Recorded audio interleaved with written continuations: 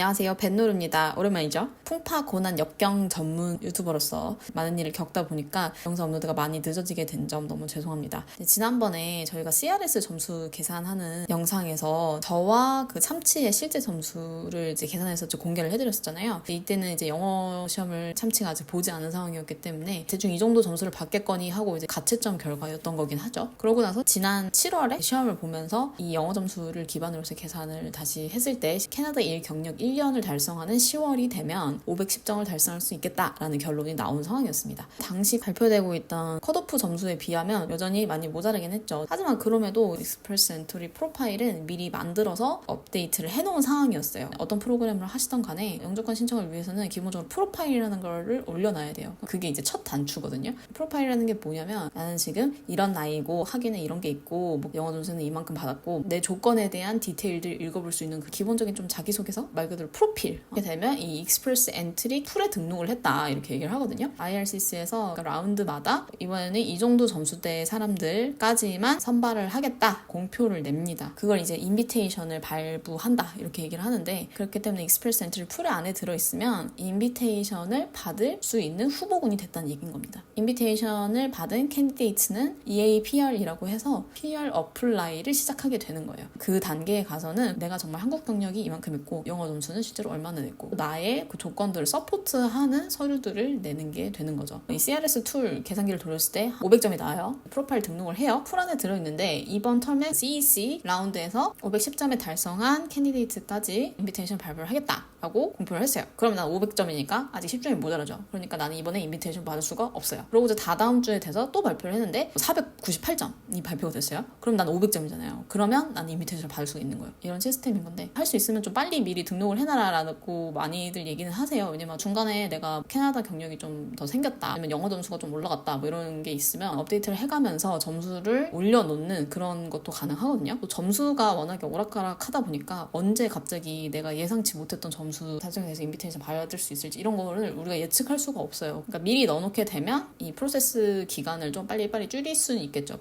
제 지인도 그런 식으로 득을 본 분이 한 분 계신데 CRS 점수를 했을 때는 사실 너무 낮아서 우리는 익스프레스 엔트리는 힘들겠다 이러면서 좀 포기하고 계신 분이 있었어요. 프로파일 등록은 그냥 해놓자 하고 해놓은 거예요. 근데 이제 그 당시 이제 코로나 때 국경이 닫히면서 외국 노동자가 너무 많이 빠져나가니까 그때 이제 이민 케이스를 확 늘려야 됐던 거죠. 그렇게 되니까 정말 전설의 스코어 75점, 우스갯소리로 숨만 쉬면 이민이 됐다. 그러니까 어떤 이벤트가 생겨서 갑자기 점수가 막 떨어질지 올라갈지 이런 것들이 예측이 우리가 안 되니까 미리 프로파일 등록해놓고 좀 기다리는 거, 이제 그게 어떻게 보면 좀 지혜로운 방법인 거죠. 근데 이제 또 그런 점도 생각을 하셔야죠. 갑자기 인비테이션 발부를 받아버리면 그때 가서 서류를 다 준비할 수 있는가, 약간 그런 문제도 있기는 해요. 근데 약간 좀 눈치 게임 같은 거죠. 시간적인 것도 잘 계산을 해서 좀 생각을 해보셔야 됩니다. 그래서 저희도 한 올 여름 정도에 어떻게 하다 보니까 등록이 가능한 상황이 돼서 미리 등록을 해놓고 그때는 425점이었어요. 컷오프 점수에 뭐 한없이 멀어도 그냥 일단 한번 넣어보는 거예요. 기다려보는 거죠. 어떻게 될지. 10월 이때쯤이면 이제 캐나다 경력 1년이 되면서 510점으로 올라가는 상황이었어요. 신기한 게 그 CRS 영상 올렸을 때는 공표되기 시작했던 점수대가 5월 31일에 522, 그러다가 7월부터 515, 510 이런 식으로 떨어지더라고요. 그러더니 갑자기 8월에 또 509점이 되는 거예요. 언제 또 올라갈지도 모르고 언제 또 내려갈지도 모르지만 그래도 좀 희망이 있는 거 아니야? 라는 생각은 하고는 있었어요. 그러다가 510점이 된 상태로 풀에 있다가 509점까지 커트를 하겠다라는 내용이 9월 19일 공표되면서 저희도 인비테이션을 받게 된 겁니다. 1점 차이. 네.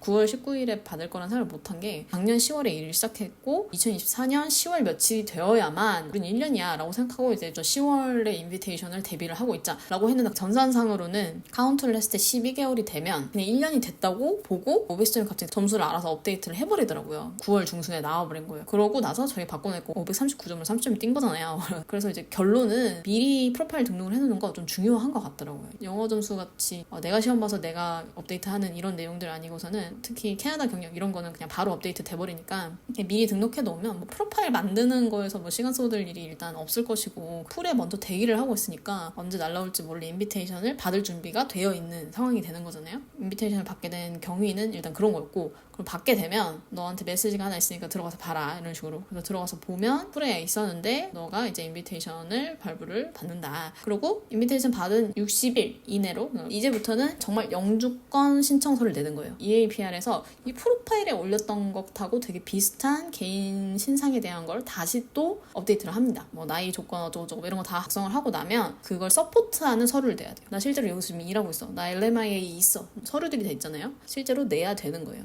직접 EAPR을 작성을 하면은 되게 상세한 걸 물어보거든요. 이전 직장에서의 포지션이 어땠고 뭐 급여를 얼마를 받았고 막 되게 많은 걸 물어보는데 이 블랭크 필업을 하는 게 이걸 내가 뭐라고 써야 되는지 잘 모르겠는데 이런 게 너무 많은 거예요. 저희는 좀 특별한 케이스가 되게 많았어요. 또 다른 나라에서 체류를 잠깐 했었고 재직증명서 떼는 게 되게 까다롭고 어려운 직장을 다녔어서 그런 것들도 문제 있었고 뭐 아무튼 일반적이지 않은 케이스들이 되게 많아서 고민을 하다가 이제 이주공사에서 요즘에는 서류 리뷰 서비스를 좀 진행을 해주신다고 하더라고요. 제가 지금 EAPR 이런 식으로 작성을 해서 제출하려고 하고 서류는 이렇게 준비를 했는데 제대로 한 게 맞나요? 보여드리면서 같이 리뷰를 하고 고칠 점, 뭐 보완할 점 이런 것들을 좀 살펴봐주는 서비스가 있다고 하더라고요. 모든 가정을 위임하는 것보다 뭐 훨씬 가격이 싸고 검토는 해주지만 뭐 업로드하고 뭐 작성하고 이런 거 저희가 하는 거니까 뭐 좀 빨리빨리 할 수 있잖아요. 그런 장점이 있다는 얘기를 들어서 밴쿠버에 있는 어떤 한 업체를 찾아가서 이제 부탁을 드렸고 결론부터 말씀드리면 저는 너무 도움이 많이 됐어요. 애매한 게 있다 싶으면은 한번 신청해 보는 것도 나쁘지 않은 것 같아요. 네. 그렇게 받게 된 서류 검토 컨설팅 진행을 하다가 메인 이슈가 발견이 되었습니다.